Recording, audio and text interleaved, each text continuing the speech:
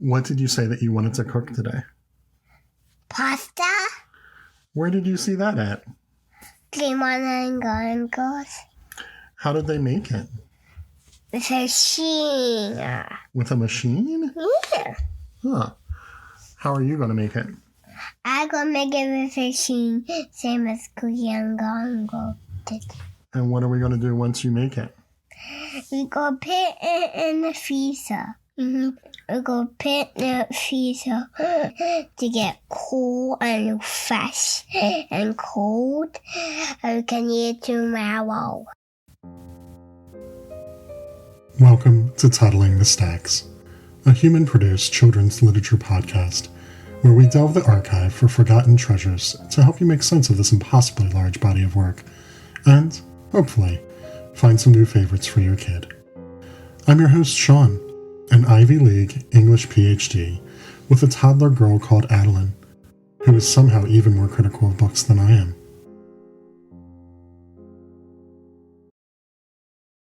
Today, we'll be looking at 2018's Food Truck Fest, written by Alexandra Penfold and illustrated by Mike Dutton. Penfold is the author of several children's books, including the awesome and wonderfully inclusive All Are Welcome series, the first issue of which Addie and I read back in 2025. Dutton has done occasional work in the children's book industry, including illustrating a book about Jonas Salk, the doctor who developed the polio vaccine. Their collaboration, however, produced just this one book, and neither seems to have done much food-focused children's content in the interim. Frankly, I think that's a shame, because this story is a real romp, and Addie and I wish that there were more of them. Food Truck Fest is what we might call a day-out narrative, one which embraces the excitement and strangeness of a special day that breaks us out of the humdrum sameness of routine life. It tells the intertwined stories of a young family preparing to attend a food truck festival, and the food truck operators themselves hurrying to gather their ingredients, perform the necessary prep, and get on the scene to feed and impress the hungry mob. Throughout, that excitement is punctuated by a rousing refrain of "everybody's going to the food truck fest" that's sure to get even sleepy readers inspired to finish your sentences. Our A and B plots collide in the vivacity of the festival itself, featuring lively music, a cornucopia of compelling foods, and throngs of folks enjoying themselves. Much like the real thing, though blissfully void of the strangeness of tapping your credit card through a stranger's phone, or that awkward feeling of blinking away the sweltering, blinding sun as you emerge from a darkened porta-potty with 1,000 anxious eyes upon you. By fest end, the children have fallen asleep in their parents' arms, and the food trucks are getting a much-needed bath. Core memories have encoded, and mission complete.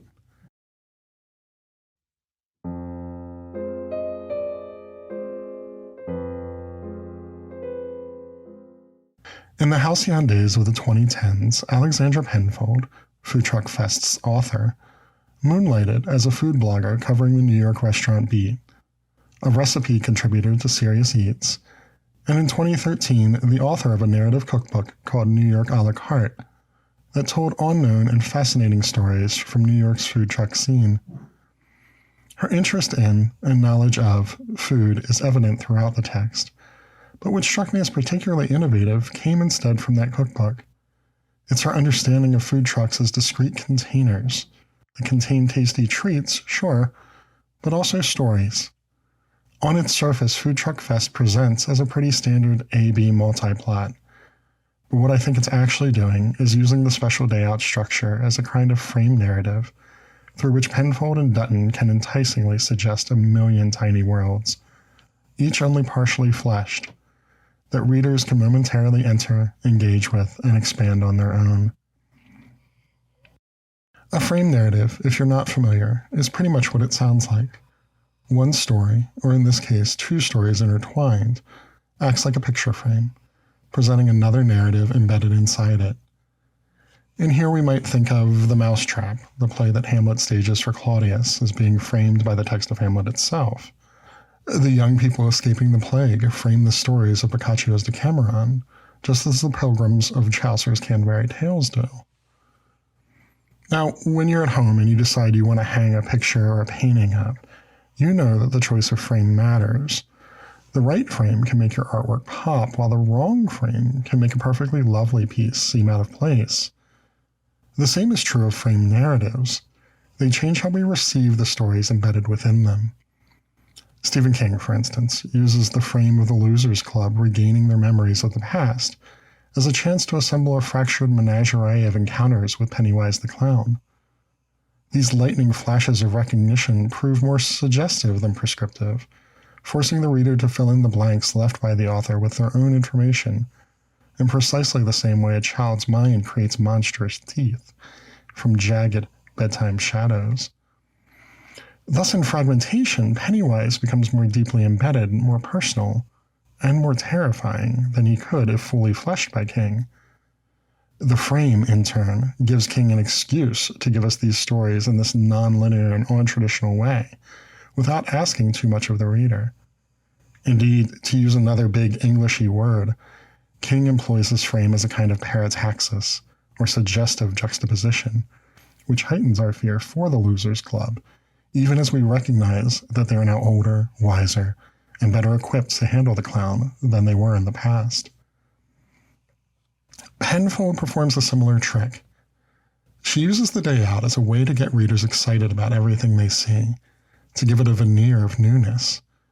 The text helps that project along a bit, suggesting a variety of foods and a gambit designed to ensnare young readers, either through familiarity or through strangeness. You love waffles? Yeah, they're here. Falafel is a fun word, isn't it? I wonder what those are. Is your toddler a wizened foodie, cynical and burnt out on traditional fare? Enter fusion. And once their attention is grabbed, Dutton takes over, presenting a fleet of food trucks as varied and distinct as possibly could be. Each operator, too, is unique, with their own facial features, sense of style, movement, urgency, and presence. My personal favorite is the woman in oversized cowboy boots. Addie's is often the guy making icing. And the trucks are just the same. There's pho trucks and pizza trucks, trucks that sell gumbo, some that sell coffee made from coconuts. That bounty certainly mimics the real world, where it seems a food truck exists to sate even the obscurest Epicurean whim. But toddlers probably don't know that, so instead here that variety is supplemented with fragmentation. One of Dutton's favorite tricks is to begin a menu legibly, only to have it descend into scribbles, as with this Peruvian food truck, or this fish taco one. Or, conversely, to capture the menu in the act of its writing, forever incomplete. That fracture lets you and your kid imagine the other foods available in fun and sometimes silly ways not possible had Dutton done the work of developing actual menus for each of these trucks. In turn, that excitement built up by the day out is magnified by a world at once more comfortable, because they made it, but also somehow new and exciting. That might make it hard for you to turn the page sometimes, because your kid isn't done exploring and creating. But they'll get to start the whole project over again with the next set of trucks anyway. Through constant repetition, the excitement of the different trucks, the imagining of what's on their menus, the fascination with the various costumes of the operators, and what they might be like themselves, all of this has, of a piece, concretized into the pure comfort of a known world for Addie. Today, she requests this when she's very tired and wants to fall asleep while we're reading.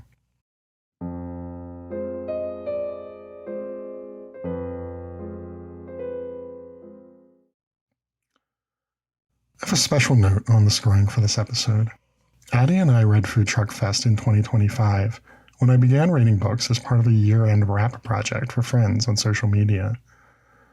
While the categories remain the same, as does the overall scoring apparatus, I had not yet developed a formal rubric to guide my thinking. As such, scores were rather more generous, and that's an important lesson for anyone taking on the unenviable task of grading. In 2025, Dutton's illustrations earned a pure 5, something only Thomas Handforth and Robert McCloskey, both Caldecott Award winners of considerable fame, have done this year. Were I to rank it now, Food Truck Fest would score a 4.4. This book does precisely what children's books should do. It melds images and words together into powerful new signifiers. Add to everything already discussed here a series of playful Easter eggs like the family cat stealing the baby's shoes, or the hopeful tucking away of Hemingway's immovable feast into the diaper bag. And you can see why I began this episode by bemoaning the lack of further collaboration between Dutton and Penfold. They just work together. As for the story, Food Truck Fest was not the book that started Addie's obsession with food narratives. That title belongs to Linda Sue Park's 2008 book Beep and Bop, which Addie first read in April of 2025 at the ripe old age of 2. Both books exist at the top of the charts for her still, but if this one has an edge, it's in the giddiness inspired by Addie's love of special adventure days. This kid loves a day out on the town, and she loves reading about them too. Food Truck Fest captures the lightning of those days in a ready-to-consume bottle. Originally scored a 4.5, I think that's still fair. The repeatability category serves, in essence, as a checkpoint for whether we should turn a book from a long-term library loan into a home library edition. In 2025, I mentioned that this book had rarely been put back on the shelf since we bought it. And that was true then, and not untrue now, though it's slowed. Often now a bedtime read, as I mentioned before. Notwithstanding, few books have been as requested by Addie, and as a result, Food Truck Fest is mostly memorized, one of the key considerations for this metric. Originally a 5, today it would be a 4.8, still the most repeatable book we own. As for my score, well, like Penfold, I am a foodie, and introducing Addie to the taste I love has been one of the true joys of growing with her. We make tortillas together. She's been blending hummus with me somehow for years now. She loves to pound things in the molcajete.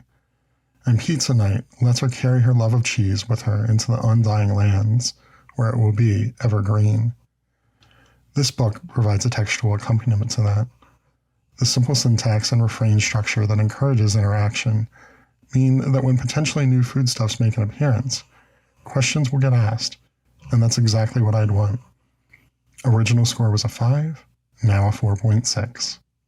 Addie's score was also a 5 in 2025, though I note with some amusement that apparently on New Year's Eve she told me that she no longer liked it and wanted to get rid of it.